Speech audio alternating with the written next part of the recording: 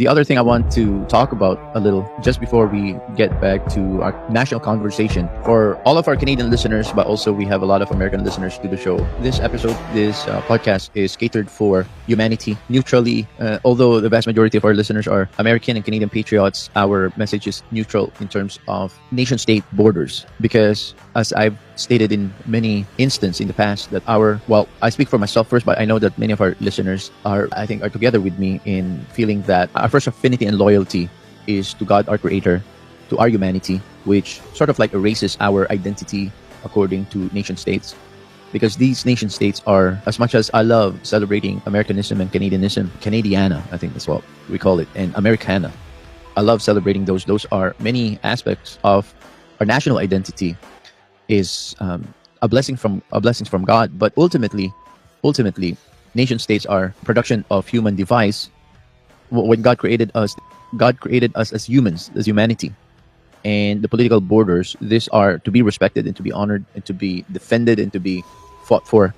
But ultimately, our fight is against good versus evil, anti-human versus humanity, and I think there's a lot of things that resonates in our humanity together, as primarily Canadians and Americans that comprises the community of the Freedom Fighter Radio listeners community. But we share a lot of things in common, so we're going to focus on those things that we share in common. Although this new era of freedom presidency by Donald Trump really affects in many ways, in a positive way, but of course it will be packaged in a negative way by our oligarchies, the political class of both the Canadians and the American political class, and also the American and Canadian mainstream media is going to package this as much as they want, in many ways, as a negative. We know that it is a psyop. Even here if I can start with the Canadian perspective of what's going on, one thing that I notice, and I've been saying this to my fellow Canadian freedom wisers, is going to be it's really very pronounced when you watch any kind of political event, especially something like an inauguration that we saw yesterday, or even in political rallies.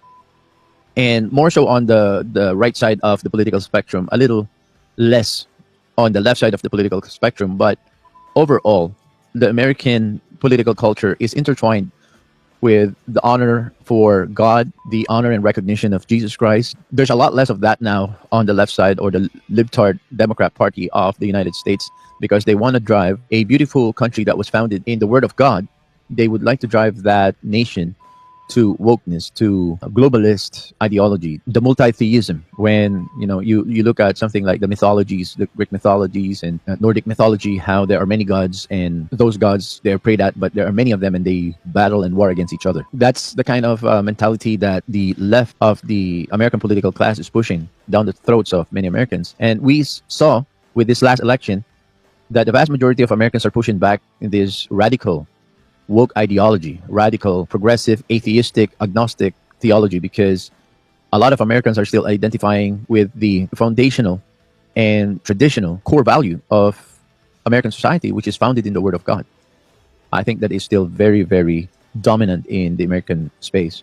But compare that to many of our political events in Canada. I'm not disparaging Canada, but I just want to be a matter of fact kind of exercise of my free speech today, because a lot of people in Canada who are pushing against this idea, or even just the idea of having a conversation regarding, uniting with the American brothers and sisters, economically, politically. Some people might think that the annexation or the inclusion of Canada as the 51st state of America, there's many negative feedback against that.